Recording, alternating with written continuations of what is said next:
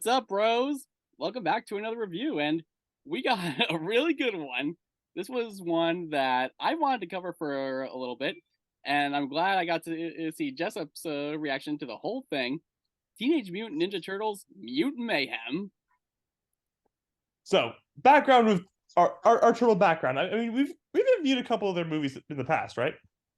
I think Yeah, we did that Batman crossover one. we did that. I think I did the 2014 one a while ago. Okay. Yeah, it would have listed. Yeah. They got good again. What can I say? Yeah, and it's the fact that it's Seth Rogen and it makes it everything. Yeah. I like Seth Rogen's work. He can be funny and stuff. Yeah. He was funny in Sausage Party. He was funny in Chip and Dale Rescue Rangers. Mm-hmm. I saw that, but I It's been a lot of stuff. Anyways, I never watched like the lot of turtle stuff growing up. Yeah, right. But I did kind of like appreciate the oddity and the weirdness. And I've read the comic, which is really good. It's darker than the cartoon, Good. and it's worth reading. I think mostly I'd say when I enjoy the turtles, I enjoy them as like us reviewing them. That's my favorite way to enjoy them. Also, just hey. Right.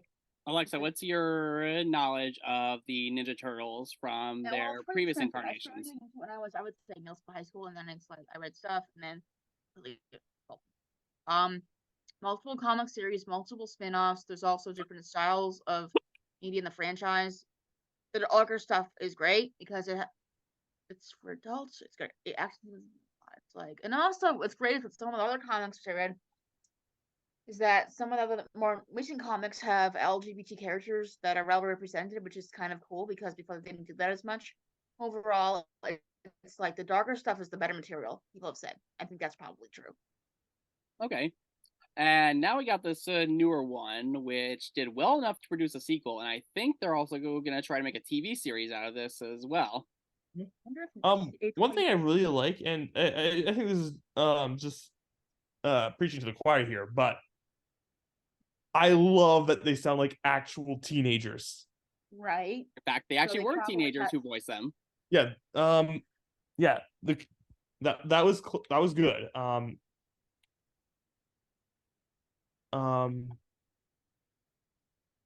Yeah, and these kids are really good. They're funny, charming. I'd love to see how their careers do in the future. At this point, definitely. We can. This will be a big film. It'll probably launch their careers at some level. Yeah, because then it's like more studios want them. Yeah. Yeah, we got I also like the animation. It kind of looked like they were trying to go for a little bit of what the Spider-Verse movies did. Yeah, it's like a yeah. Yeah.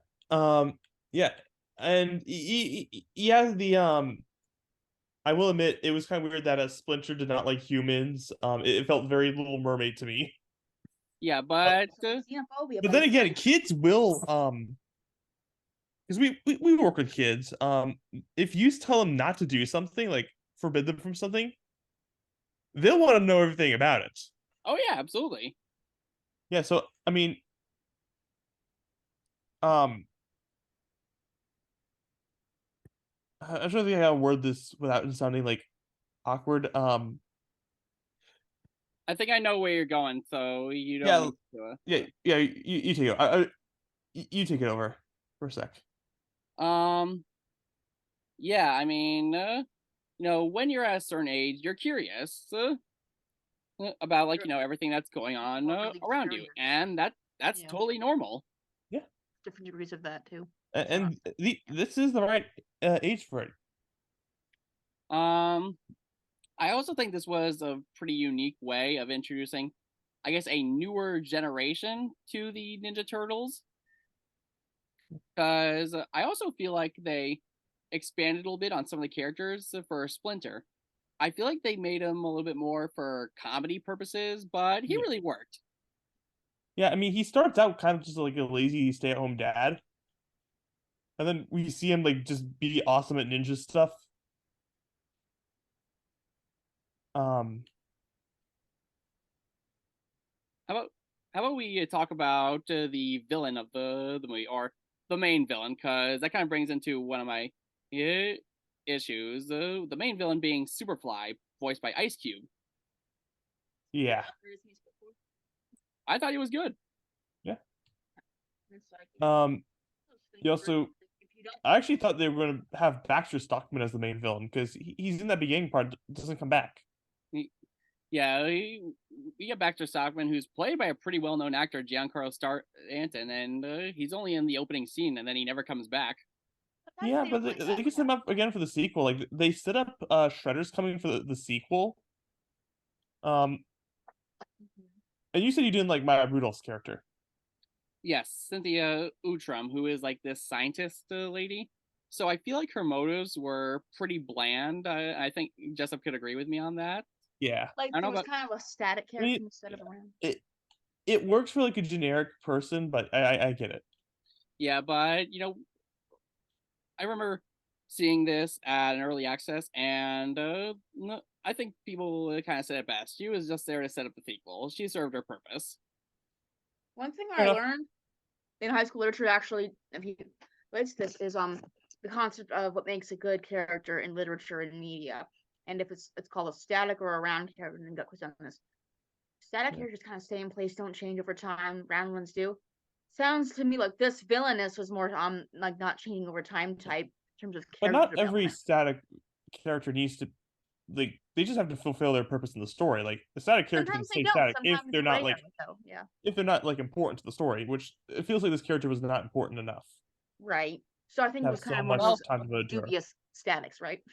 Well, I also feel like the first time we actually do see her, then we don't see her until quite a bit later in the movie. Yeah. It almost feels like she's And kind then of it's like- forgotten a little bit.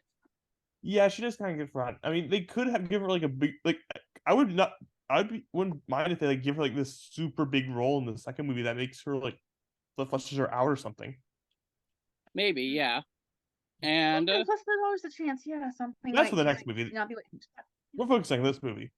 yes, I also thought it was kind of cool. I was a little bit worried when I showed you guys this, that you guys would get a little bit annoyed by all the pop culture references that they would have in this movie. I think they were just enough. Like I don't think it was bad. yeah, there were a bunch. But they some of them kind of served as pot to the story. Like the Attack on Titan one serves a purpose. Right. Because of the greater plot. Yeah. Others did too. Not all of them did, but those ones are just there. Go away. We let them exist. Yeah, definitely. Yeah. And another thing I think we should mention is that there's actually quite a bit of swearing in this movie, and there's yeah. a PG movie. Yeah. I mean, I don't need. I mean, PG stood for parental guidance back in the day. Like, Right. you're supposed to like have a parent with you to watch these movies, and PG movies are not that anymore. So I'm glad they're like. When I was a kid, I was born in '95. They didn't know when I was born. Not in that way. You know what I mean, Will? Yeah, I know. Because like there was the whole thing about like what kids are supposed to see, what they can't, but then it's like good stuff from like the '80s, completely like no.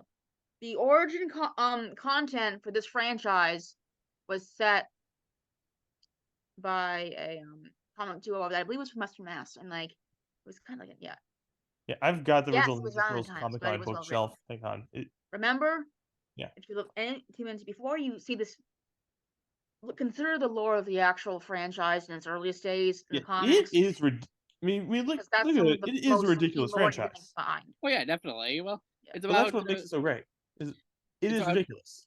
It's about 4 teenage turtles who do karate. I mean, I feel like it kind of writes itself. And also the way the line work is done in these early comics is actually something that you want to teach in art school class if you're doing like handling, because it's really important to keep in mind how the visual comes together. And as an artist, I can confirm doing a storyboard for even like this stuff, how it flows together is really critical, plot-wise overall. Actually, kind of brings up something else I wanted to mention. This doesn't go into too many spoilers since it's still relatively new, but the way that the turtles actually learn ninjutsu is by watching videos. Yeah, you get live action footage.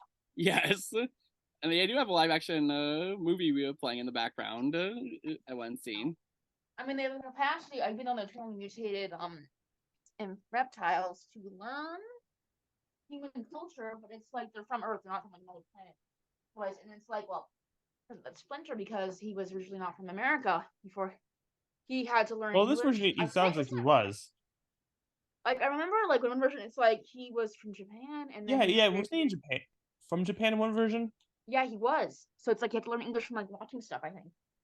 Yeah. Okay, so while we're on the subject of Splinter, I want to briefly ask you guys, what'd you think of the little backstory they gave him? Honestly, like okay. when I've seen other versions of the I would have preferred the I remember there was one where he started out human but mutated with a rat. Yes, because there's a rat nearby. And there's one where he's a rat from Japan. I think I would have preferred one of those, but as it's presented, it's not bad. Yeah. I mean, like I said, they try to lean more towards comedy with this version of Splinter. Yeah, and it's like also I think he was a martial arts master, so I think he started training when he was young, I think. Yeah. Yep. And one other thing, I remember seeing the post-credit scene for this movie, and I literally in my theater wanted to yell, "Yes!" Yeah, Shredder is definitely a fan favorite villain. He's probably the biggest villain in all the Ninja Turtles. But also, he's the main villain in the comic. Where he's an incredible warrior. Like you do not want to mess with this guy.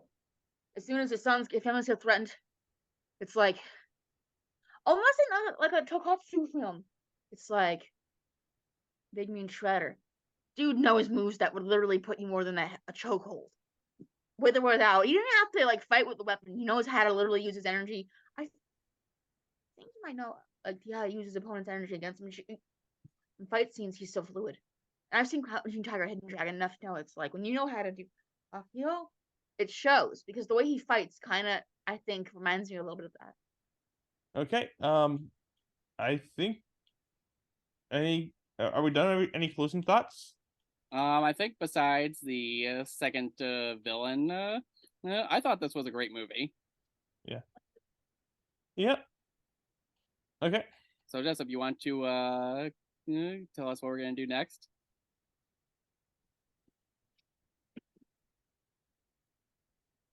Are you thinking what I'm thinking? I'm a Barbie girl in a Barbie world. You are. I saw it in the Life theater. in plastic. It's fantastic. Margot Robbie's actually. I'm sorry, I had to do that. I have literally next to nothing pink in my wardrobe. I saw that last summer. Yoga pants. All right. So we'll see how that goes. I'm kind of scared. I've heard good things about this. No, it was good. It was really good. All right. So until next time, do you guys want to make a little closing line?